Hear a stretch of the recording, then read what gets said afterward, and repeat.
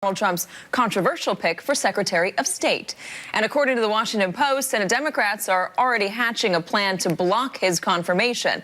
To talk more about this, I want to bring on the Washington Post reporter of them all, the best of them all, I should say, Philip Rucker, who is a national political correspondent and going to the White House, as well as Niall Stanage, associate editor at The Hill. Guys, Tillerson, do we feel as if he is actually going to be facing a tough fight, a tougher than expected fight? And what do Republicans have? Are they going to be able to block him?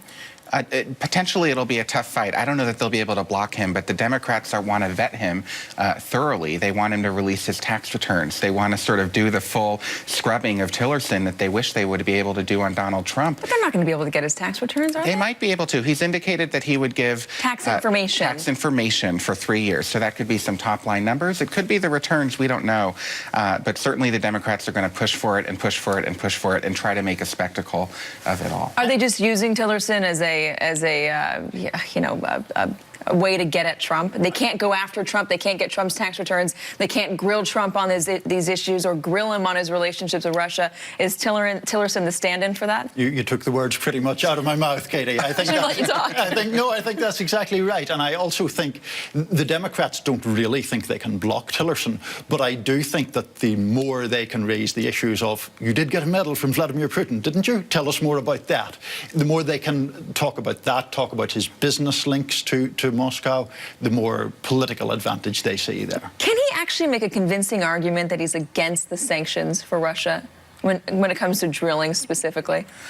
Potentially. I mean, the interesting thing with Tillerson is he's now talking on behalf of the Trump administration and as a Secretary of State, not as the CEO of an oil company. So the positions that he... How do you disassociate yourself from a job like that, though, that quickly? I don't think you can. And with Tillerson, he's been at Exxon since 1975. It's not like he went in there for a couple years to run an oil company, but has all this these other things in his background. He's an oil man through and through from start to finish in his career. And so he's going to be judged by that. And I think the Democrats are really going to try to build a narrative out of these confirmation hearings of a narrative of corruption, of friendliness to Russia, things that will really try to undermine the presidency. And there's still the conflict of interest questions that keep coming up and up. But terror is on the mind of everybody today, especially. Donald Trump came out and he remarked for a moment about the attack in Berlin, calling it an attack on humanity. And he was asked about his Muslim ban. He was asked specifically, does he still stand by it? And he said, you all know where I stand. Do we know where he stands? I don't think we do. Despite how much controversy was stirred up by that proposal, there have been various attempts to sort of modulate or at least change that approach. There was a very long speech, as you remember, Katie, about immigration and about what he's going to do to stop illegal immigration. That was also kind of inexact in its specifics. So are we talking about extreme vetting, a Muslim ban? What does extreme vetting mean? Do we have any idea yet? Or do we know what countries that are compromised or involved with terrorism means? Does that include Ireland? Or does that include, you know, exactly. only Middle Eastern And he said, you know, you know what I'm talking about. You know what I'm talking about. I mean, I would venture to say that maybe the portion of the country that he's talking to does in their minds know what he's talking about if he's referring to Muslim countries. Exactly. And he's leaving it open to interpretation, not only here among American citizens, but all around the world.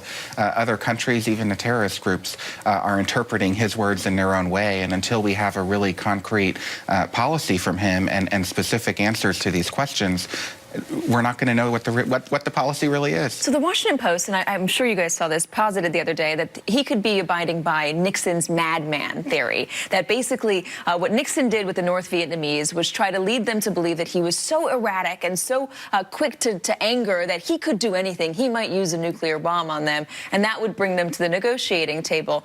There's a theory from the Washington Post that Donald Trump could be doing the same with his idea that I'm going to be unpredictable and I've got a secret plan to fight ISIS. Does that sound to you, Niall, like something that is plausible? It's plausible that that is what is in Donald Trump's head. And of course, he has always argued that his abilities as a businessman to strike a deal, the art of the deal, kind of prepares him for the presidency.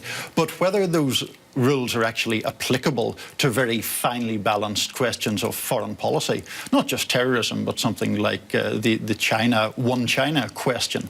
You know, does unpredictability actually pay dividends there? I think that's a much more difficult Or is it disruptive, and does it throw everyone for a loop and make everybody nervous and make everyone close their doors? And it's thrown the Chinese for a loop. I mean, I don't think the Chinese government has known how to handle all of these questions about Taiwan, and the phone call that President-elect Trump made with the leader of Taiwan, and it's unpredictability. That's exactly what it is, and it might be what this presidency becomes. Lots of questions. Maybe Donald Trump will come out and answer some questions. We're told that that is possible. He could be coming out any moment. We're watching. We'll bring it to you live if he does, and any questions that he might be receiving today from the reporters who are staked out and standing by to ask him a bevy of things. Most likely probably on terror, his Muslim ban, not to mention Tillerson, his connections to Russia. There's a number of things. We will be right back.